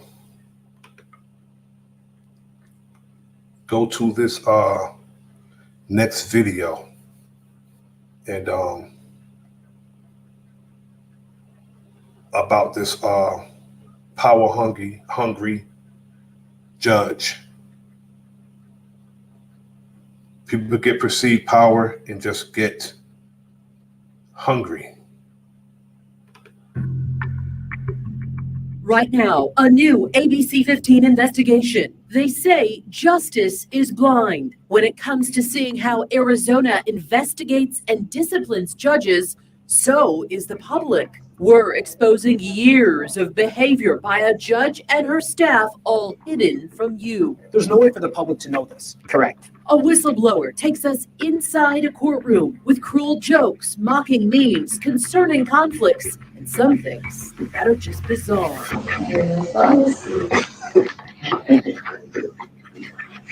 All rise. It's the order we all receive when a judge enters the courtroom. It's to show respect and honor, and it's why we call this investigation dishonorable. Because we're about to show you how people on the other side of the bench were treated in one judge's courtroom and how the system failed to hold her accountable. That judge declined to sit down with ABC 15 Chief Investigator Dave Biskobing, but tonight Dave's got the evidence and a warning. It's very graphic and cruel. They're emails, memes, and jokes. Some racial, homophobic, and obscene. Some so cruel, it's hard to believe they were sent between a judge and her staff. It all happened inside the Maricopa County Superior Courtroom of Judge Aaron O'Brien Otis. This, of course, is Judge Otis. This is her bailiff, Barbara Chavez, and clerk, Kelly Schaefer. You worked for the clerk's office for how long? A little over 11 years. How much of that was in Aaron Otis's courtroom? Almost my last 2 years. Schaefer was an experienced clerk. She worked the Jodi Arias murder trial, and she was transferred to Otis's courtroom because the judge would be taking on death penalty cases for the first time. Had a pretty smooth career until you hit her courtroom. Peace to Till my I met brother, Aaron Pete Otis. Norfolk. Before we get deeper into why Schaefer is sitting here, first, we start with what happened in that courtroom. You remember seeing these. I mean, how often did stuff like this get sent? Almost daily. Really? Just Yes. like you're in a hearing and just these would pop up? Yes. We obtained messages from late 2017 through 2018, then pulled courtroom video to see what was going on as they were sent. So there's one, and I'm just going to get it out of the way because it's maybe the worst. It's got no subject line, so you have no idea what you're about to open. Yes. I even got it highlighted here with the Post-it. It came during a jury selection in September 2017. Are there any jurors who have any physical conditions or illnesses that would make it difficult to sit through a trial of this length? We're changing the voice of the woman you're about to hear. My condition is embarrassing. I don't know what one. Okay, you want to talk in private?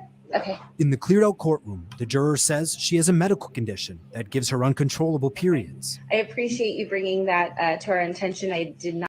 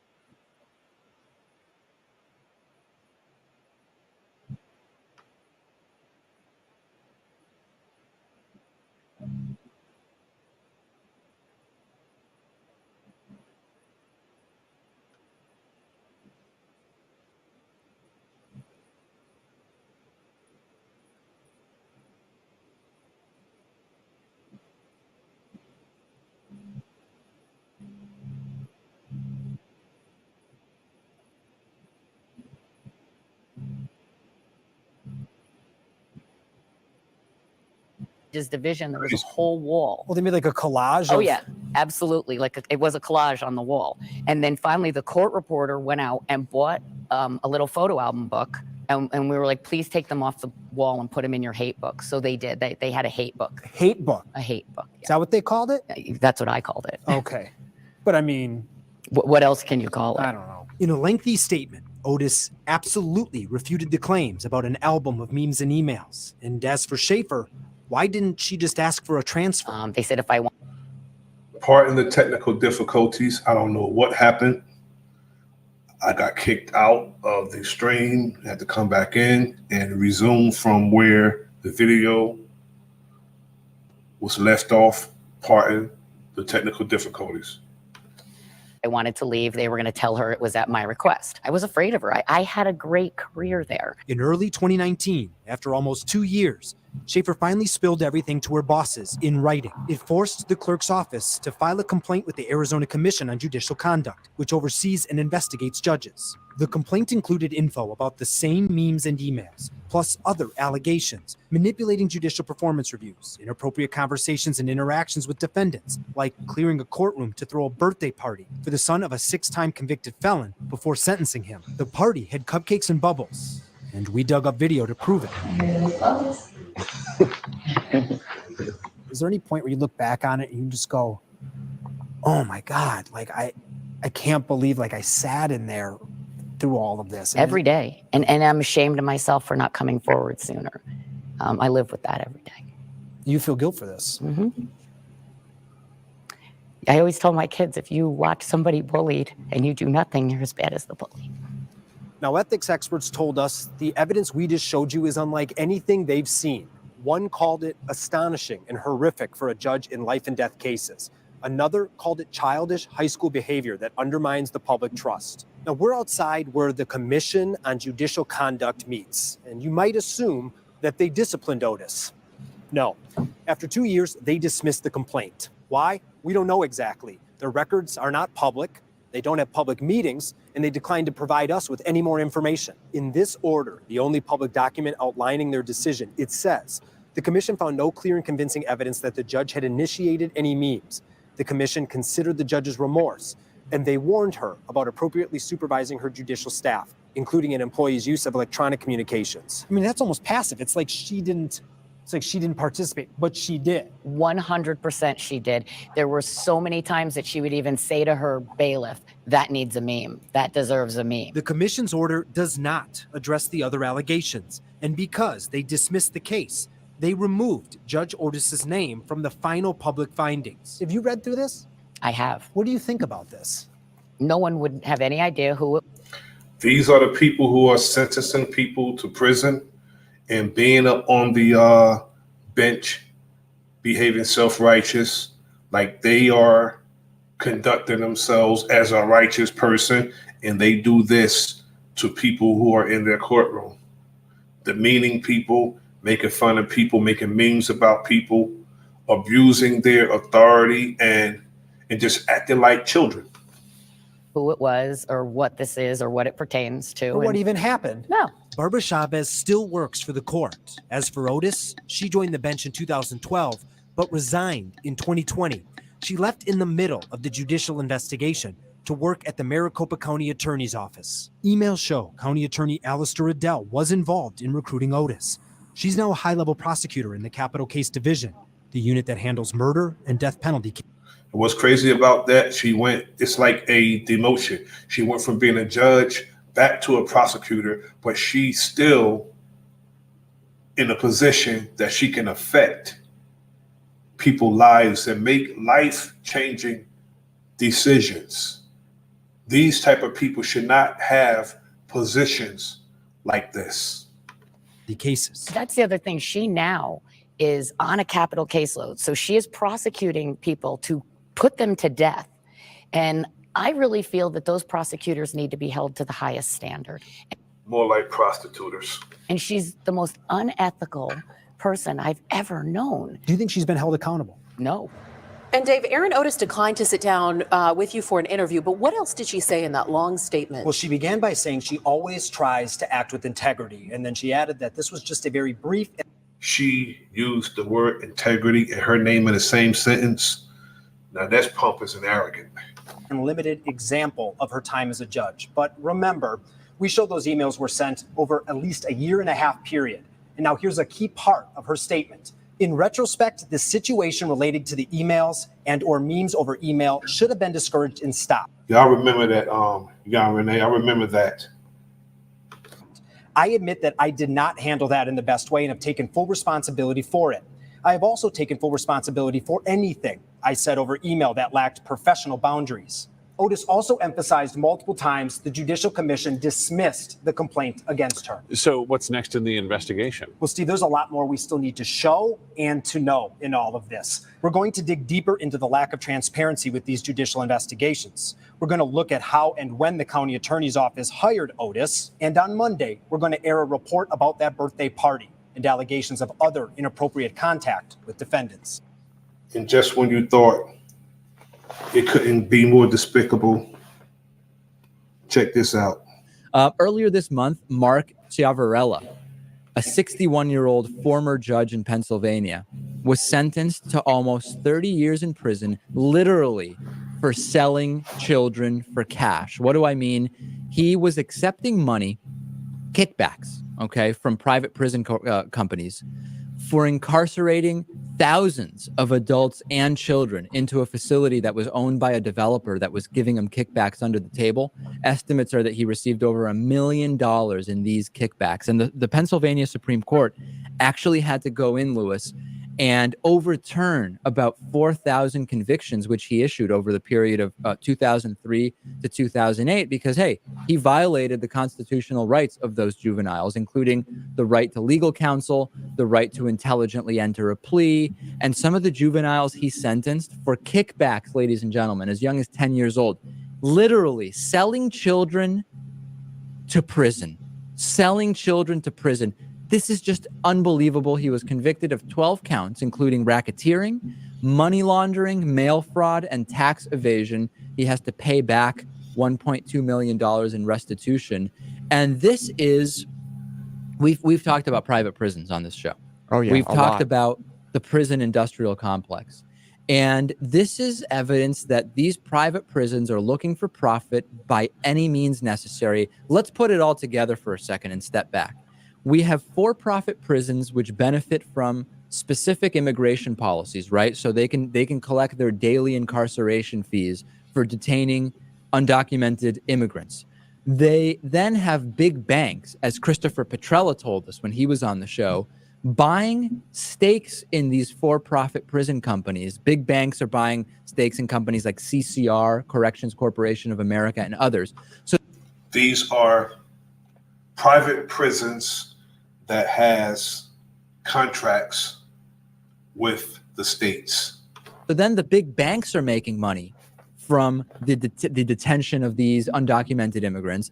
And then the big banks own shares in companies that are giving kickbacks to judges. So this is another way where we're connecting the big banks on Wall Street, right? We're connecting that to the legal system, right? The legal system is tied up in this dollarocracy. I really like that term. John Nichols and Bob McChesney use it in their new book. The dollarocracy, where Wall Street banks and private prisons are exerting influence over the judicial system. I mean, this is literally corporations influencing how long people are in prison. It's absolutely sickening. Right. And, like I've said before, why stop here? We might as well privatize the judicial system. Right. Might as well. Let's just make it full circle. And if anybody believes this is the one judge in the country that this is happening with, what are the odds, right? I mean, does it stand to reason, Natan, that just by sheer numbers analysis? There's a female judge who was doing the same thing. I forgot her name. This is the one judge that... I forgot her name. It was a female judge who was doing the same thing. I did a video about her a few months ago. She was doing the same thing, prison for profit, but she was mostly locking up children. It was no adults she was locking up. She was locking up children, terrifying children for profit. That's doing this? Probably not, although it should make us feel a little better that he's getting 30 years in prison and will likely die in prison. Yeah, that's true. He is going to spend realistically the rest of his life in prison. We've even heard some pretty interesting stories about local judges in our area getting themselves into trouble. We certainly have. Yeah. There, bad people are everywhere, in every political position, in every job, all over. No question about that. On today's bonus show, more research about the decline of human intelligence. We will talk about a huge solar power breakthrough. And also, is life cheap in the USA? Producer Lewis will lead us in that discussion. DavidPakman.com/membership. You become a member. You get the bonus show. You get a bunch of other great benefits. And if you want, you email us after you sign up. Well, that's the end of that. I don't want to hear all that. But peace to Christopher Clear.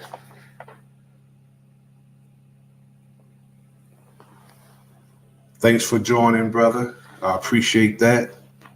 It's been a while since I've seen you in the chat, but thanks for coming through. I appreciate it.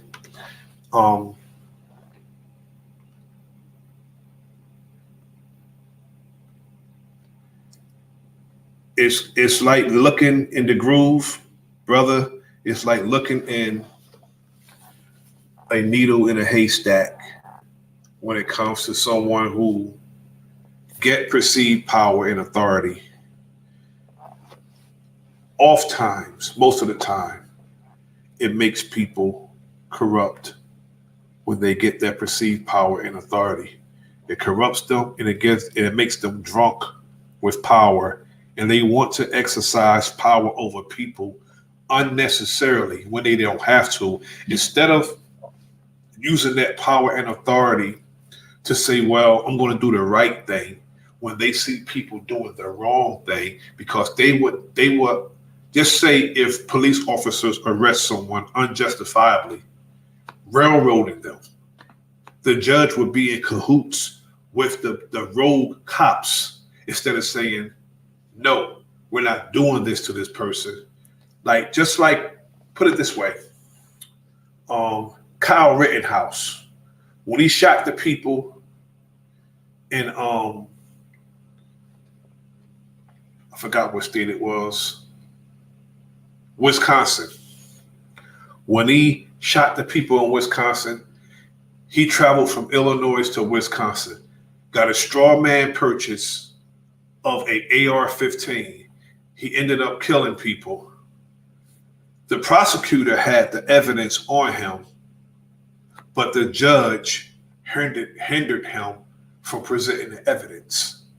A judge did this, and this dude walked away from murdering, because if you go from one state to another and you're walking around in a protest with a weapon, you are agitated, and you see, he should have been charged with inciting first, and he ended up killing somebody, but the judge hindered the prosecution. So it's, as Jan Renee just stated, it's a corrupt business because money is made. It's an industry. All industries make money. I want to thank Jan Renee. I want to thank the Perfect Pure TM, Christopher Clear, In the Groove. I want to thank Big Dog Philly OG, Key Norfolk, Warfare K, The Realist McCoy, Anthony Lowe. I want to thank Ghetto Child Clinic.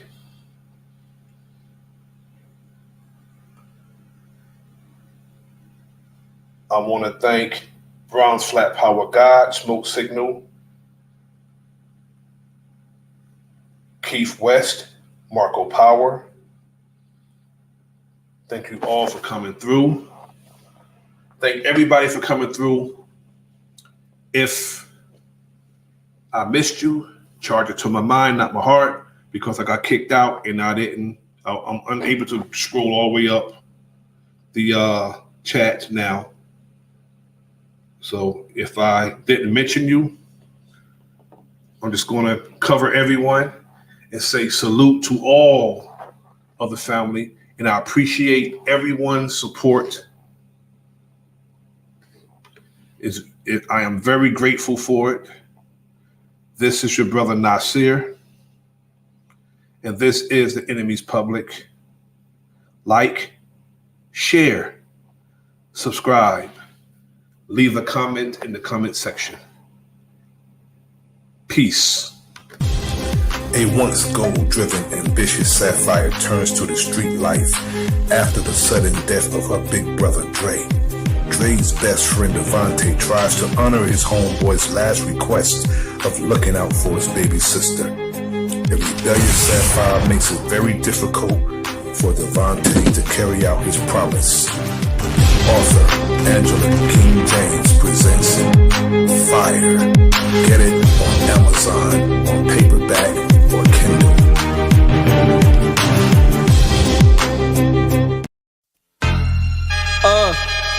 Yo, the enemy's public, I gotta keep my eyes open. Pay attention, stop walking around like you blindfolded. This not the World Cup, but Nasir be kicking knowledge. This the type of information you can never learn in college. It's time to fight back, it's no more trying to play it cool. We got interviews, podcasts, and got the latest news. So sit back and relax, we about to get it started. Earth is a canvas, and guess who's the con artist? They brainwashing us, the system corrupted. You are now rocking with the enemy's public. You are now rocking with the enemy's public. I said you are now rocking with the enemy's public. Hey.